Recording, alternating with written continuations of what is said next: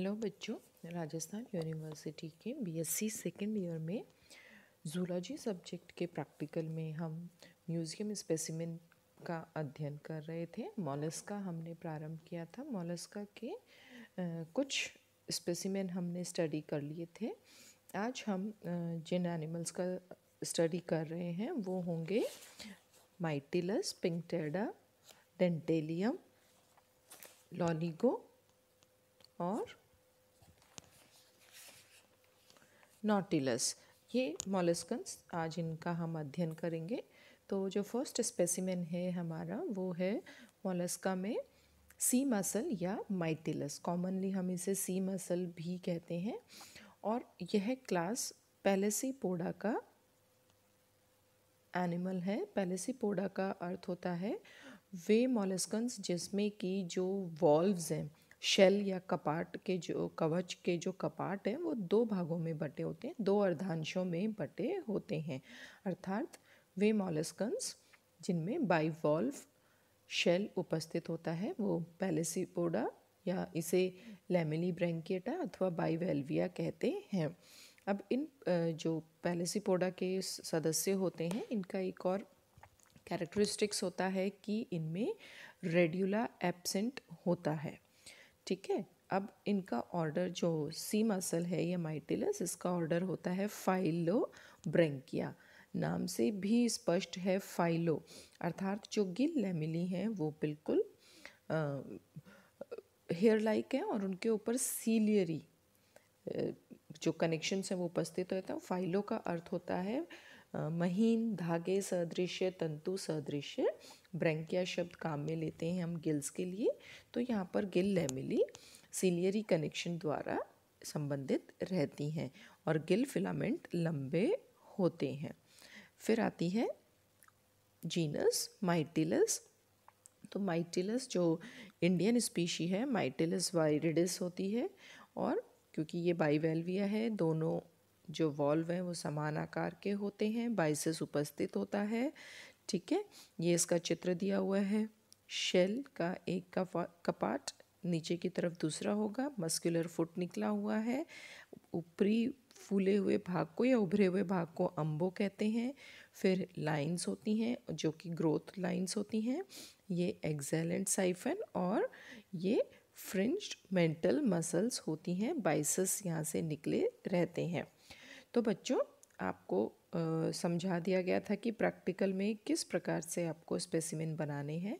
आप drawing sheet पर, एक शीट पर क्योंकि दो एनिमल्स बना सकते हैं, सर्वप्रथम ड्राइंग शीट पर बॉर्डर लाइन बनाकर उस शीट को दो हाफ बराबर भागों में बांटकर ऊपर की ओर एक एनिमल जैसे माइटिलस बना लिया और नीचे की ओर हम दूसरा एनिमल पिंकटेडा बना लेंगे।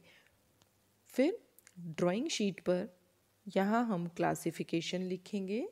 क्लासिफिकेशन में जैसे मॉलस्का फाइलम आ गया, क्लास पैलेसीपोडा या लैमेलिब्रैंकिया आ गया, ब्रैंकिएटा आ गया।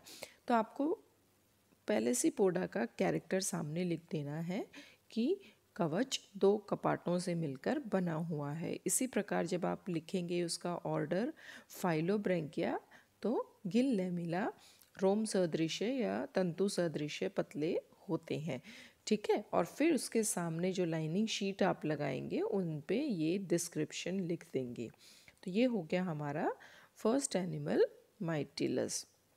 सेकेंड एनिमल में हम पिंकटेडा का अध्ययन करेंगे। पिंकटेडा को पर्ल ऑयस्टर भी कहते हैं या मदर ऑफ पर्ल ऑयस्टर भी कहते हैं, जो कि मुख्य रूप से कृत्रिम रूप से मोती संवर्धन में कार्य लिया जाता है और ये भी पैलेसीपोडा संघ का सदस्य है। और पैलेसीपोडा में अभी आपको बताया बाइवेल्व कवच होता है। फाइलोब्रैंकिएटा इसका ऑर्डर है जिसमें कि तंतु सदृश्य लैमेली पाई जाती हैं और जो मुख्य कैरेक्टरिस्टिक्स हैं यहाँ पर मैंने हाईलाइट कर दिए हैं, क्योंकि एक एक पॉइंट एक्सप्लेन करने में वीडियो ज़्यादा बड़ा हो जाता है, आप लोग डाउनलोड नहीं कर पाते।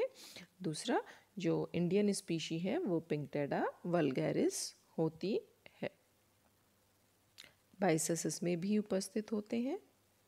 तो मेन कैरेक्टर आप लिख लेंगे। उसके पश्चात आता है डेंटेलियम। डेंटेलियम को टूथ सेल या टस्क शेल भी कहा जाता है।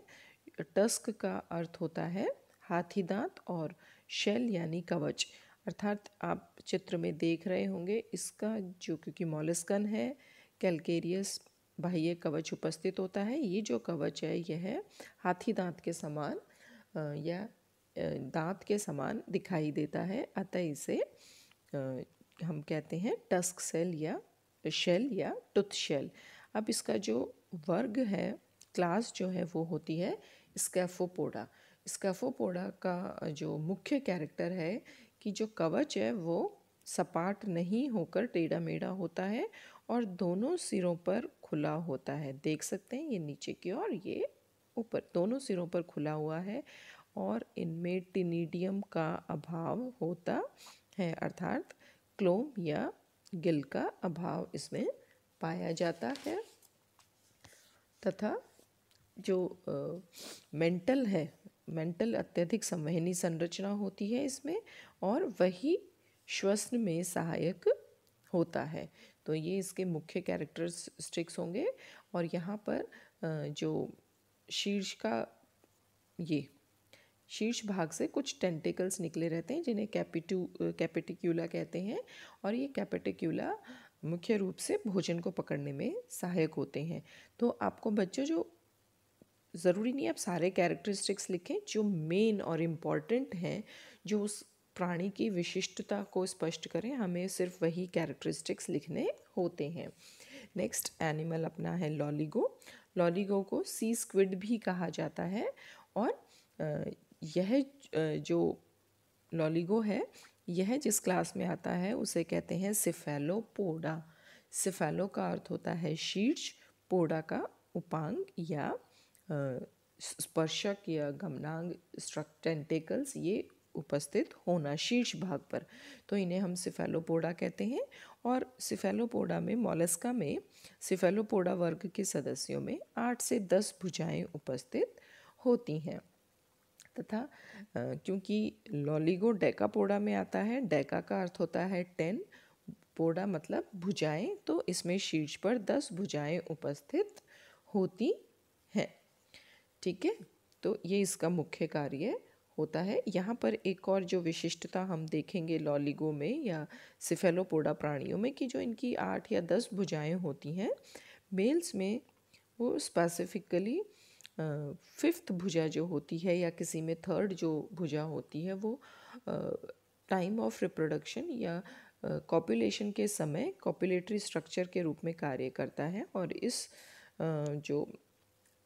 इसे हम कहते हैं हेक्टोकॉटिलाइजेशन। जो यह प्रोसेस होती है इसे हेक्टोकॉटिलाइजेशन कहते हैं और इस भुजा को हेक्टोकॉटिलाइज्ड भुजा कहते हैं। तो ये इनकी विशिष्टता होती है। और जो अन्य विशिष्टता सिफेलोपोडा में पाई जाती है, इंक ग्लैंड की उपस्थिति, अर्थात ये अपने प्रीडेटर से बचने के लिए सराउंडिंग में इंक ग्लैंड से इंक या स्याही जैसा काला पदार्थ छोड़ते हैं और अपने आप को वहाँ से भगा लेते हैं या बचा लेते हैं। नेक्स्ट आता है नॉटिलस। नॉटिलस सबसे बड़ा कह सकते हैं सिफेलोपोडा होता है, लेकिन यहाँ एक और जो डिफरेंस पाया जाता है कि नॉटिलस में एक्सोस्केलेटन पाया जाता है। अभी हमने देखा था सिफेलोपोडा में एक्सोस्केलेटन जैसे लॉलीगो में नहीं था, उसमें कुछ जो सी स्क्विड्स होते हैं या सिफेलोपोड होते हैं उनमें कवच या कैलकेरियस स्ट्रक्चर अंदर पाया जाता है, परंतु नॉटिलस में यह बाहर की ओर है। तो इसका जो ऑर्डर है वो टेट्राब्रैंकिया हो जाता है, अर्थात कवच जो है वो कुंडलित होता है एक ही अक्ष में। ये आप देख सकते हैं, इस प्रकार से कुंडलित कवच होता है।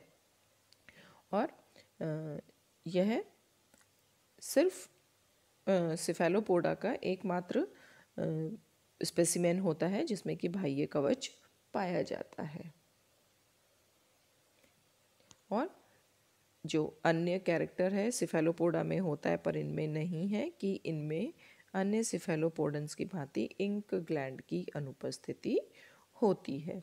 तो इस प्रकार जो मेन कैरेक्टर्स हैं जो मैंने हाईलाइट किए हैं ये आप अपने लाइनिंग शीट पे लिखेंगे, डायग्राम राइट साइड में, और डायग्राम लेबल्ड होना चाहिए।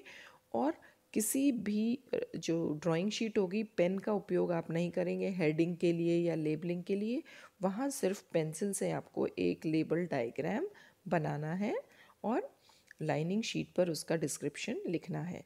Thank you and have a nice time, और टाइम से अपना रिकॉर्ड आप तैयार कर लेंगे।